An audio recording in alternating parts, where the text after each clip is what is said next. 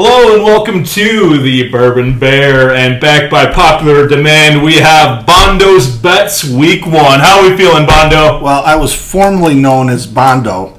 Now I'm called, so far, unless I make bad picks, the Bourbon Bear Dad.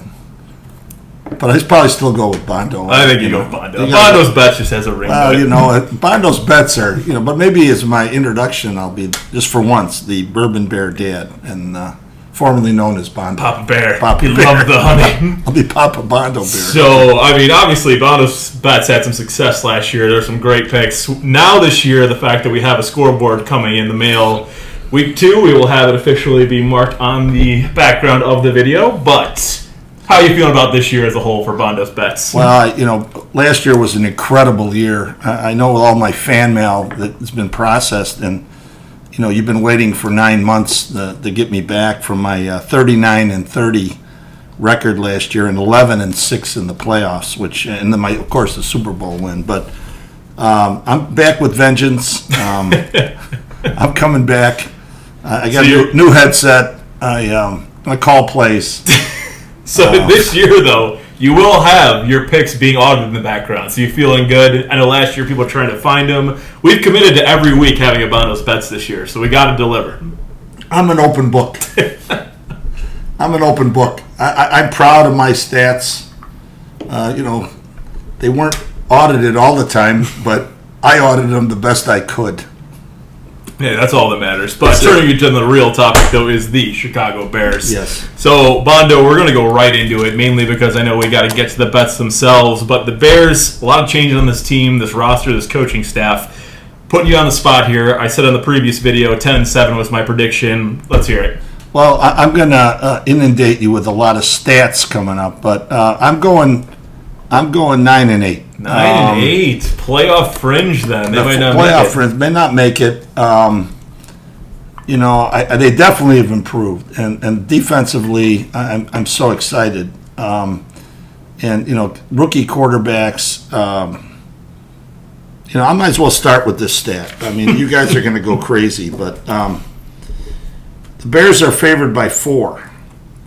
I got it with 4.5 on. Okay, 4.5 right now. 4.5 points. There's only one other rookie first-round pick since the 70s that had a higher spread. Who was that? And that was Terry Bradshaw in 1970. Really? Wow, you went to the archive. Yeah, I am. I'm an archivist. I'm old, so I guess But this is the stat that, and I'm going to, in the last 17 first or second pick in the draft, quarterbacks, guess what their record is?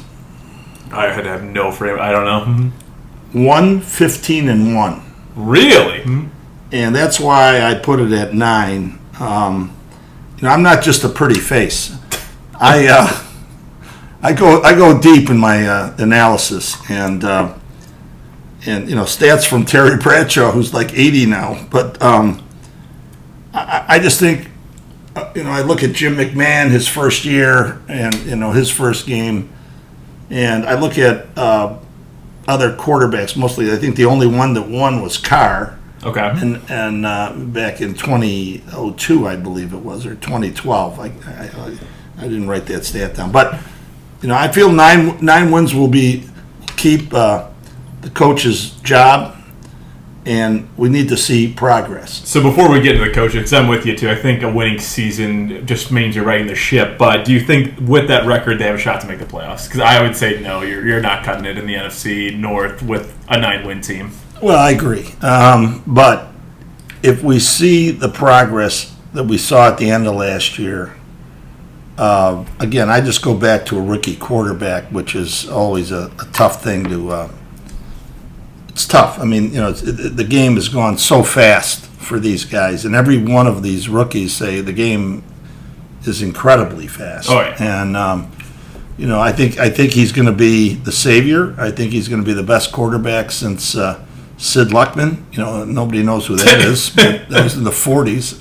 Better than Ryan Leaf or anything like that. Well, so. Yeah, or maybe we can get some of those other guys back there. But McMahon was a good quarterback, but he wasn't the answer. He got hurt a lot. We just got to hope he's healthy. They're putting a lot of trust in him. And that's one of my 5 things I'll get into a little later. Perfect. Because I was going to say, the draft, obviously having Roma Dunze being a drafted player and pick number 9 for your starting quarterback who's a rookie, number 1, having that connection as you go. Number 2, the contract value of having a 5th-year option on 2 players. You got Roma Dunze, you've got DJ Moore, you've got Keenan Allen, you've got Cole Kmet, you've got Gerald Everett. A lot of good weapons for the guy to start with. So what do you think is going to happen with Caleb this year? Is he going to be the Bears' number 1 first 4,000-yard passer in a season? Number 2, obviously I think it's going to be pretty obvious, barring injury, that he sets all the rookie records that the Bears have had at quarterback. Well, I think you're right. I think he will set the record. The record for the rookie or for the rookie? He's not going to. If he could hit the rookie record, which isn't a lot. No. But 4,000 yards, is that in the scope of reality with this offense, or is that a stretch? I think they're talking about 3,600. Okay. I would be very happy with that. I would be happy, too. Again, it goes back to his health. He needs to stay healthy. The backup I like, but he's the future. We got the contract, like you said, for 5 years, 4 years, 5 years. 5th-year option. 5th-year option. We have that in our clause. Yeah, and I think they drafted extremely well. They didn't address one major problem, which I think you know what it is. Are you going to say tackle, or what do you? Offensive line. Okay. That worries me. I agree. That worries me, especially coming into the first week. So, just speaking on that note, though, briefly, I think we're good at the tackles. The guards are what concerns me, because Jenkins, I think he's one of the better guards in the league when he's healthy. There's some health concerns. And Nate Davis has kind of failed to be the guy that we're paying $30 million for. You hit the nail on the head. The Nate Davis, the right guard, and Coleman Shelton, he's not. They really got to work on the center position. I think even over the guard position. And I think they actually should have done Powers Johnson this year. Maybe made a couple of draft moves to do it. But Coleman Shelton did beat out Bates for that starting center job. Now Bates is our backup left tackle. We also have Doug Kramer, who we haven't seen a ton of, but I think it's still an improvement over last year, and I think that's going to, obviously resound in a better line this year. We're going, though, to turning into our point about the Bears-Titans game. We're going against a great defensive line. So I just want to hear your thoughts. How does the offense perform against that defense? Well, first off, Simmons is a beast. Yep. All right? He's a beast. You're going to have to double-team him pretty much the whole game. He's really, really a good run stopper. He puts pressure. He didn't lead the team in sacks. He was, second behind Landry. Sweat, that nose tackle. I don't know if you checked. Is he related? No relation. They're not we did check that. He's another. If you've seen some highlights of this kid, he's good. And the other defensive tackle, Day. If you double team Simmons, you got 2 decent defensive linemen that could put a lot of pressure on the Bears, and especially with, again, my opinion, the weakness of the Bears is center and right guard. If Tennessee's defensive coordinator, and I did look it up, but I got to, if he does his job, he's going to put a lot of pressure on that. No, and I agree. And Brian Callahan, their new coach, Callahan, if I got it wrong, but that's their head coach. That's their head coach. Came from the Bengals. Right. I think he's going to game plan well for the Bears, but the one thing is there's not a lot of footage of Caleb, so I think that's going to work in the Bears' favor. But that also comes into the Bears having a new offensive and defensive coordinator in Shane Waldron and Eric Washington. How do you think they're going to prepare for this Titans offense and defense? Because there's no more Derrick Henry.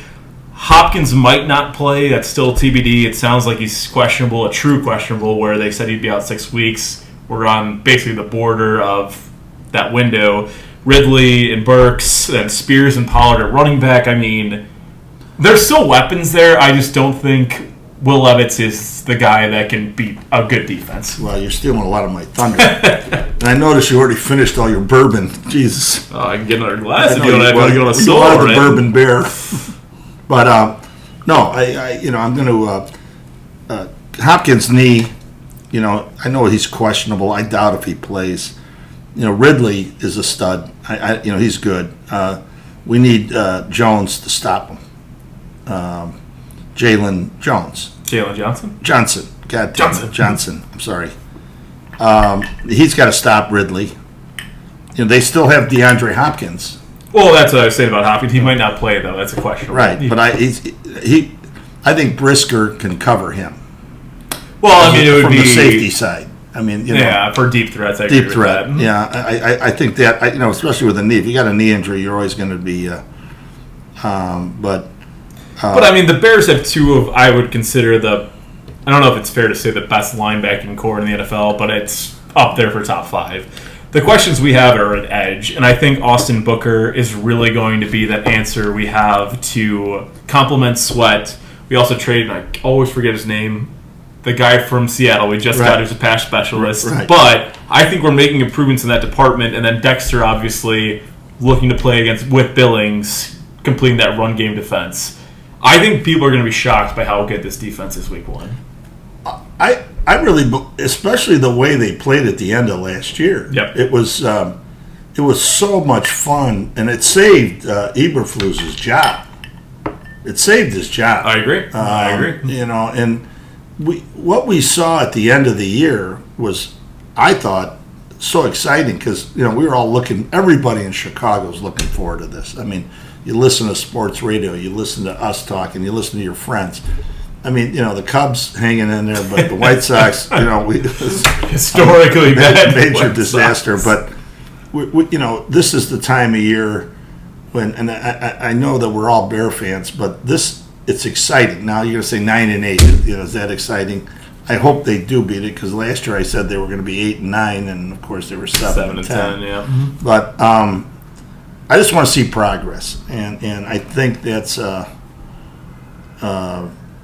I'm just really worried about the defensive line. And, Landry, their linebacker, led the team in sacks. You're talking about the Tennessee Titans. Tennessee Titans. Yeah. And, the other unique thing here, too, is another stat I'll throw at you. First-year coaches that didn't have coaching experience, they usually have their record, I believe, in the last 5 years is it's like 30%. Really? Yeah. Did not know that. Not with no coaching experience, other than defensive or offensive coordinator. And Callahan did not have any experience. So, he did. He was the offensive coordinator at Cincy, right? I don't know enough about him, but that means he did, though. I think he was. And we might have to get Rocky in here to, verify. Give us some, get some Cincy insight. No, but there's another stat that, continuity with a team. Yep. That Hard Knocks thing, which I think was great for the Bears. It gave them a lot of positive messages there, and very proud of that. So one thing I'll say on that note too, Poles, and I've said this before, is doing a great job building from the ground up. It was clearly an operation of, hey, we had Pace, we had Nagy, a lot of bad decisions were made. This team needed to almost be gutted. We're at the point now where it's starting to look like Poles' team. So that's why I have faith in the 10-7 record right now, because I think we're starting to get to the point where maybe in year 2 or year 3, of Caleb, we're going to be in a prime spot of this is the time to win. And I think Poles, if you saw in the Hard Knocks episode where they didn't trade for the Patriots edge rusher, that was interesting. It was, hey, we're building for the future, not just for one season. All in Khalil Mack in 2018, loved it at the time, but then we never had any success from there. No. Poles, I think, literally saw that blueprint and said, no, we're going to be one of the top franchises in sport moving forward. So that's why I love it. But we've covered a lot today.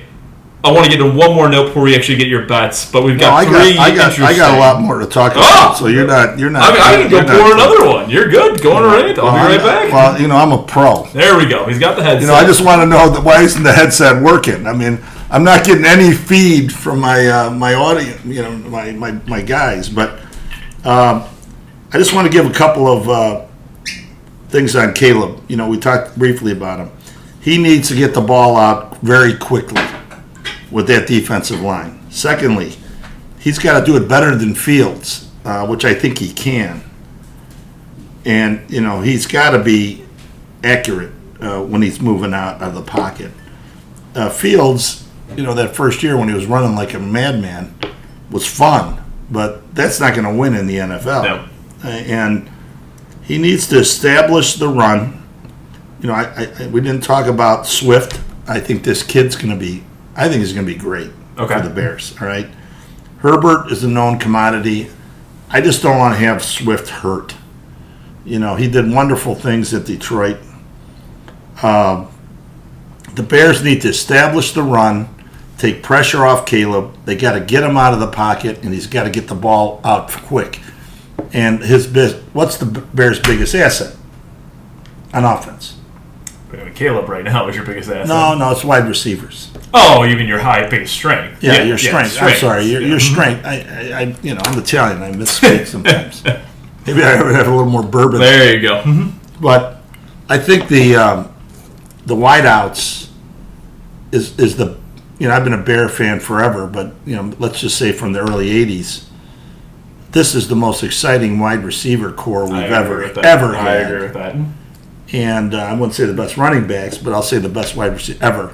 I was going to say, you had the Marshall, Alshon Jeffrey, and I don't even know if Hester was still on that team at the time, but those were like the two power ones. Now you've got 3 elite wide receivers. And I think Cole Kmet's going to make a difference, too. I agree. He's at that cusp where he's got to produce, and he signed a big contract.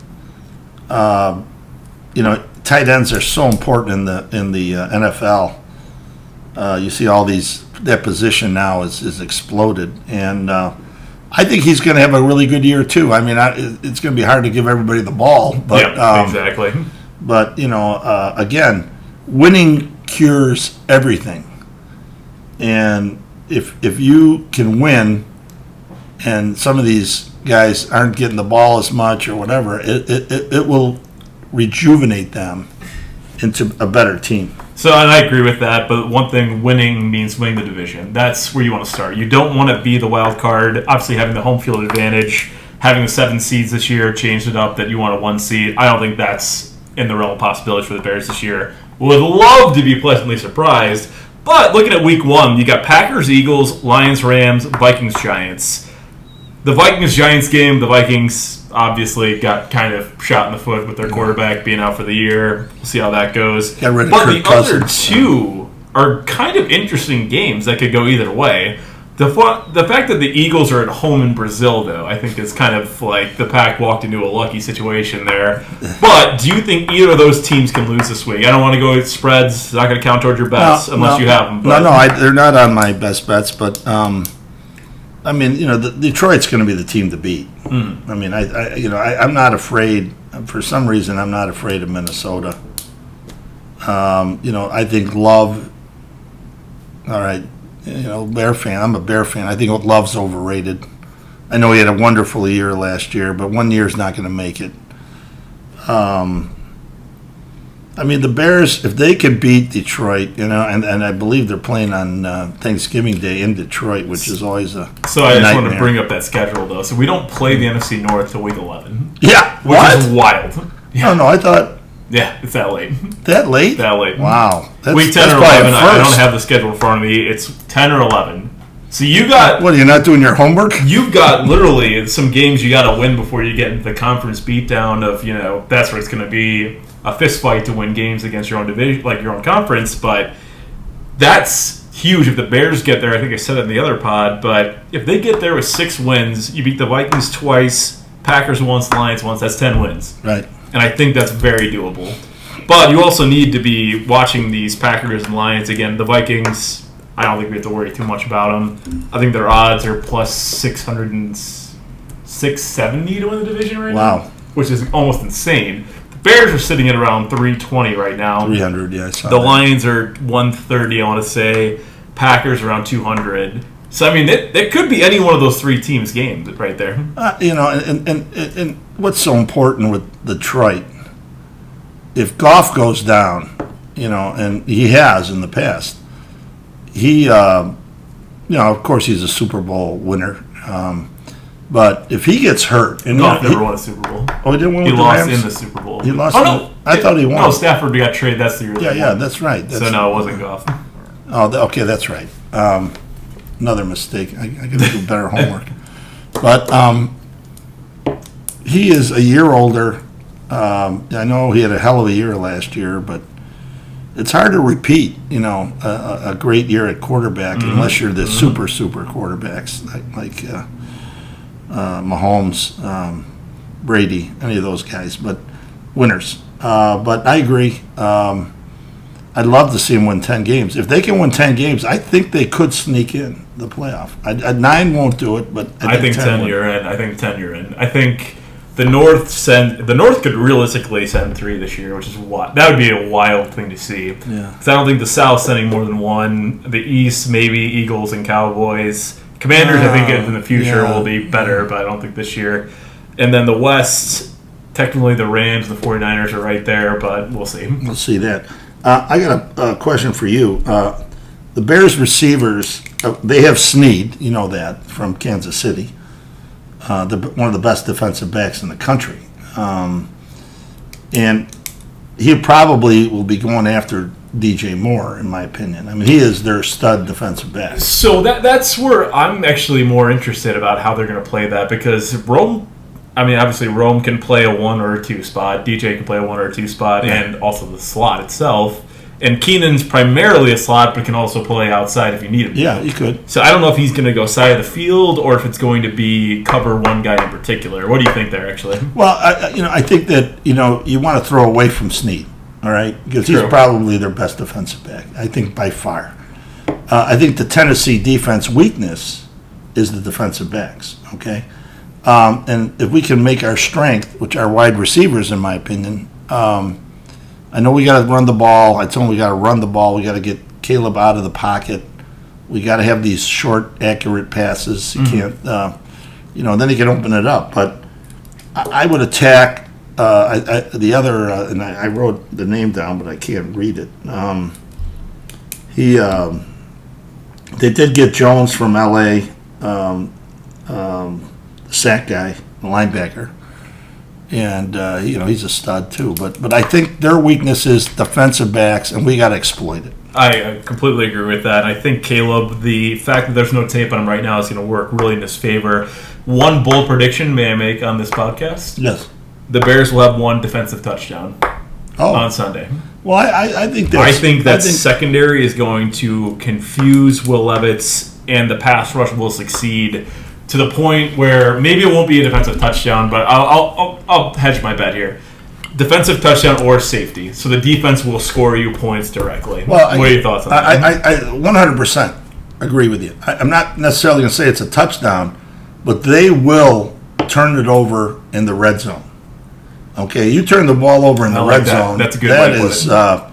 Not necessarily going to score a touchdown, but points off turnovers. Yes, that's a very big part of it. And I think the Bears are going to score at least 10 points off that. I like that. No turnover, right? I think directly though they score a couple points though, and it could be to your point off the picks or off a sack, but I think they're actually going to have 1 defensive touchdown, and I'm so excited. Well, I'm probably overhyping my thoughts here, but I love it. So I'm starting to sweat. I got to take my headphones off.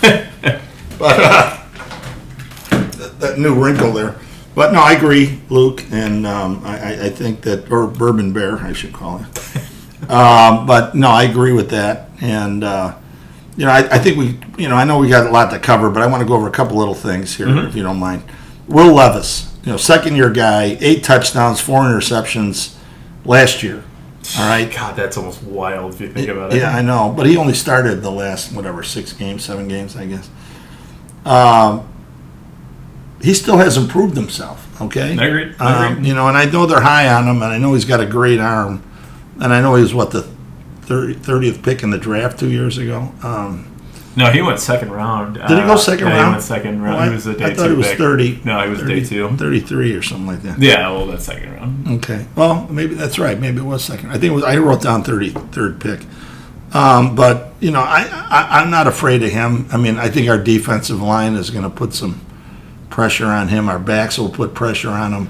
Turnovers is really a big key here, and I agree with Luke. I think there's going to be some, and Tony Pollard. Are you scared of Tony Pollard? Really? I mean, Spears might beat him for the job, so that's why I don't even know. Yeah, well, I'm not afraid. Tony Pollard, he played well in Dallas for many years, and he was Ezekiel's guy, but I just don't see him as a full-time running back. Maybe a third down back. He's got good hands, but I wrote down, and I want to hear if you did it. Maybe I should have taught you, but 5 key players we can't lose. Okay, go ahead. Okay, number 1. We already discussed. It's Caleb. Yeah. You can't lose Caleb. Number 2, and you might be surprised, is Jermaine Dexter. The second. We'll just say Dexter. Make it easier for you. The sunglasses are hard to read sometimes. He can't get hurt.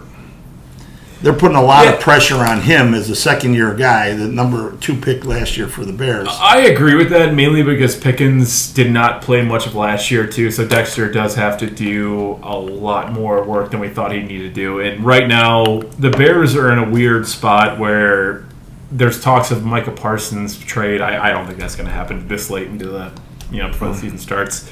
But I'm with you there, 100%. So sorry, go ahead. No, I want you to interject. Gervon Dexter, by the way. Gervon. That's right. I wrote it. Gervon. God, I can't even read my writing.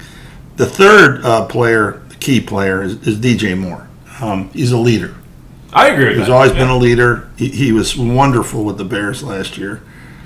And I think he has influenced Caleb in a way that is real positive, and we'll find out. With I just think he's a team leader.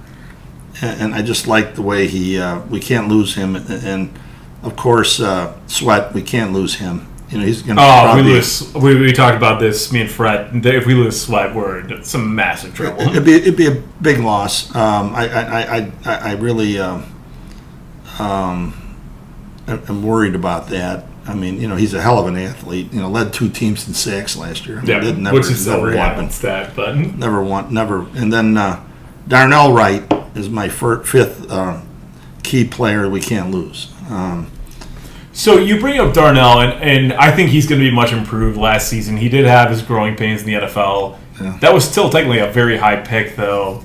Oh, yeah. Do you expect him, and again, he's been playing against Sweat a lot this year, so I think that's going to be training him really well for the NFL best pass rushers, which you're going to experience. How many sacks do you think he gives up this year? I think last year was 8.5. Was that right? 8.5. Well, it's another year under his belt. Again, the weakness of the Bears, I'm totally convinced, is their offensive line. Blitz pickup, he wasn't that good last year. If you ever watch these games, they double team a guy and the linebacker or safety comes flying through and nobody touches him. And I've seen that move, a few times last year on the Bears, and Fields was getting peppered. But you're right, offensive linemen, sometimes they come into their own after the second and third year, and get the experience. And learn how to hold under the shirt a little more, maybe. but there's holding on every play. That's what everyone says. Yeah, well, you see it a lot. But we're all real excited. I didn't mean to put negative 5 key players we can't lose, and I just wanted to bring that up. Again, the head coach Brian Callahan, first-year guy. I gave you the stat already. I gave you the stat on the 4.5 points. I hate to say it. The over/under on wins and losses. Some places 8.5, some have it's 9.5, and I'm at 9. I'm at 8.5. Yeah, loving where I'm at. I think 8.5 is good. All right, but if it's 9.5, I don't like it. All right, that's fair. That's fair. So, but I do feel that that stat I gave you earlier with 4.5, I wrote 4 points, is the largest rookie spread since 1970 with Terry Bradshaw. And 115-1 is a very scary stat. Oh yeah. On rookie or first or second round picks over the last, I think, 15, 20 years or some crazy number.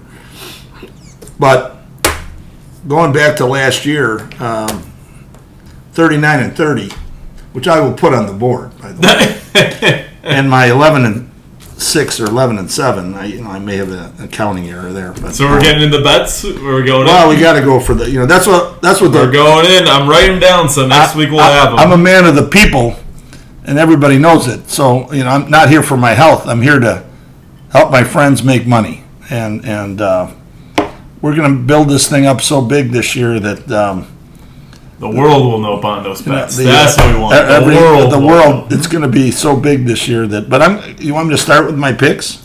I mean, at this point, he turned off the AC, and we're both starting to sweat here. Well, you made me put the headset. I on. want you, number one, we're going the Bears pick. I'm going to write it down so we have it. Your official prediction. 21-17. Ooh. I got the under. I like the under in the Bear game. I think I attribute at least 7 points on turnovers from the defense.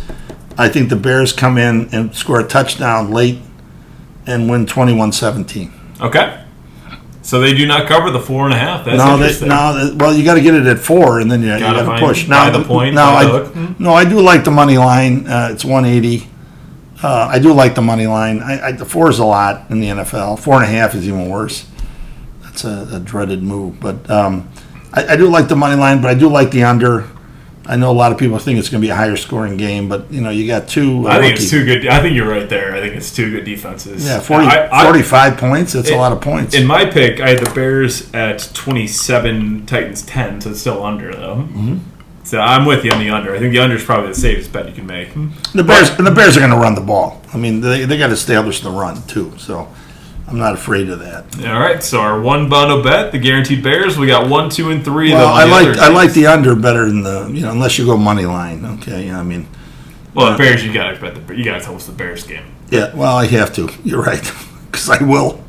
But I'll probably go money line because if it's 4.5, 4.